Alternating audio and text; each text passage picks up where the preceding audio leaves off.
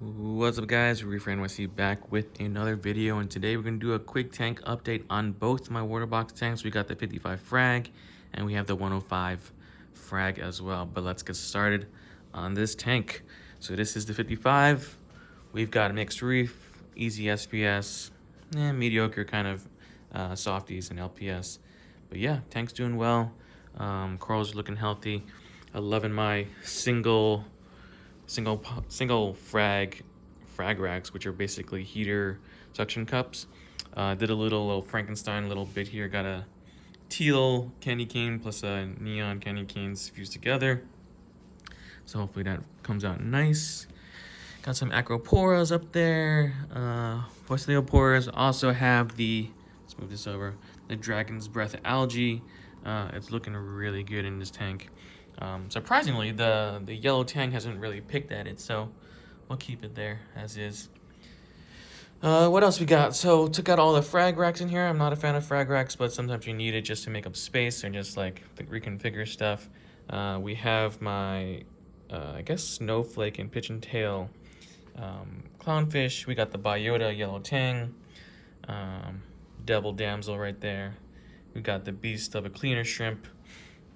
Obviously we're rocking the green bubble tip anemone still on top, no issues up there.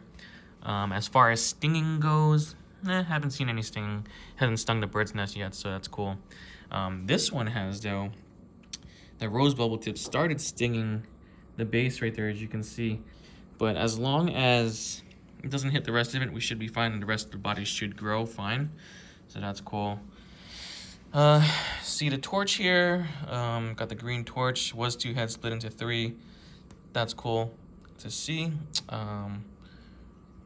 Red cap, I don't know what's happening with that red cap, but as you can see, it's lost a bunch of like skin and color. That one's doing fine. This one, I don't know what's happening with that one, but luckily they're not too expensive, but they usually grow back pretty quick. Even though you have like little like dead tissue here, it'll grow back over it, so I'm not too worried about it. And you can always get them like pretty much everywhere. We also have the Biota Scomosa clam, as you can see here, pretty cute. It's like about 2 inches or so. Got some more corals here. The Alivapora is massive. You can see the size of my hand. So it's pretty tall right now. Got some torches there and the bubble coral back there. But yeah, this tank's doing really good. I guess I'll show you a quick of what's going down in the sump. Right now we're dosing the shadow tall stickers. Right now we're dosing the Alpha Reef. I guess, what would you call it? Additive, Alpha Reef additive. These were the Triton ones, but obviously they're not hooked up. So I'm just dosing Alpha Reef. We have the Delua Great White Skimmer, as you can see right there. Just clean it out so it's not much skim made in there right now. But yeah, tank's doing good. No issues, no leaks, no anything, nothing bad happening. Just did a water change maybe about a week ago, so everything's looking really fresh. All right, so let's see what else in here. Yeah, Xenias are taking over, but I mean, they're really easy to pluck off. Everyone seems to be scared of them, but honestly, just let them be. They pluck off really easily, so not too worried about that. Got Zoas in there, got the Pallies. Got to do some work with these Pallies because they're sort of like taking over. And I sort of do want to have a better mix of Zoas and Pallies in there in this tank. But yeah, this tank's doing well. No issues. Been on cruise control pretty much. But really happy that it's turned out like this. All right, so on to the next one. So we have the Waterbox Frag 105.4. Been up for about a month and a half, 2 months probably approaching. Got a mixed reef as well. Got LPS, Zoas, SPS. You know, you name it, it's pretty much in here. Nothing too demanding. I would say this is pretty much the basics of like really beginner corals. Some high-end kind of stuff, but not too much. Like high-end would be like the bounce, but that bounce isn't too hard to take care of. If you know how to grow like hammers and rock spawns and torches, then the bounce will be fine. Let's see. Purple tang, blue tang, 2 black clowns. Got the Antheus. Where's my other Antheus? Oh, there it is. 2 Antheus there, 1 male, 1 female.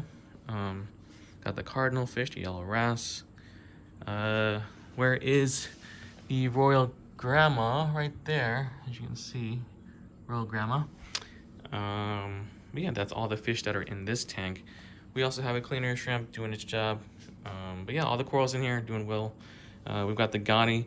If you've seen my progress with these Gani, this Gani has died and come back so many times. Really happy to see that its polyps are fully extended pretty much and starting to grow over the dead tissue.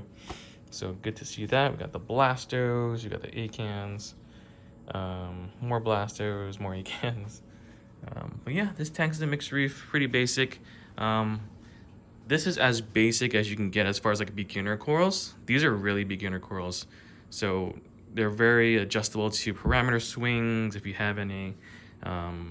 If they die, they really bounce back pretty quick. So if you're looking to get into the hobby, these are definitely the corals to go with, such as like the candy canes, the frog spawns, zoas. These are the easy acros, like bird's nests, digitatas, like the Duncans. Like these are super easy. Toadstools, leathers, you know, you name it, very easy in this tank. Here's a cool one. We've got the yellow Fiji leather. Apparently it's super rare, so hopefully trying to grow it out in this tank. It's actually grown pretty big in this tank since I've moved it from my other tank, so cool to see. Like I said, really happy that the red bubble tip anemone has stayed in this place, hasn't really moved around. So fingers crossed that it stays there. What else? What else? I believe this is another Alivipora. Same one as the one I have in my other tank. We've got the Holy Grail torch right there. Got some Favias, 2 Biota clams. Scomosa clams is a blue one. This one's like more of a purple brownish one. What else in here? But yeah, I think that's about it. Oh, I figured out the issue with my algae on my sand bed. I don't know if you've watched my previous one. I was like what's happening? Like my sand bed's like getting really dark and brown and algae problems. I found out that there was a piece of what should I call it? Filter floss stuck in one of my sump cups, and it's been building up a bunch of fish poop since it's been in there for like months. Once I pulled it out, there was a ton of poop that were just like in the filter cups and just covering like the, I'll show you real quick, the bio blocks and the bio balls. Like they were just covering it. It was nasty. Like I don't know why I didn't check that, because I don't know. I thought I pulled all of it out, but apparently a little bit was still stuck in it. So it's still stuck in the filter cups, and it definitely just clogged it up, which is really terrible. I was just wondering, I'm like feeling not too heavy, like bio loads not too crazy. So if you have something that's going a little bit, you know, not to your liking, definitely figure out what the reason is and like why it's happening. Like it might not be apparent to you, but you know, a little filter floss that just gets caught in your filter cup and just clogs everything up, yeah, that sucks. So definitely figure out your source of high nutrients or phosphates or whatever before you start panicking and trying to figure out, like, let me throw in this and that and all that kind of junk. So definitely figure out your source of what the issue is. Let's just feed them real quick. Figure out the source before you go into a panic mode. Let's see if these fish eat real quick. There we go. So this is the Eheim Eheim auto feeder. Highly recommend. I have them on both my tanks. Easy filter. Oh my god, easy feeder, especially when you're on vacation or just don't want to throw food in the tank. I usually throw food in the tank like every other day, just when I'm passing by, because I just like seeing the fish eat. But yeah, they have been accustomed to chilling in this section of the tank, just because they know the food comes out of there twice a day. But yeah, otherwise, SPS on top are looking really good. Polyp extension is out on all of them.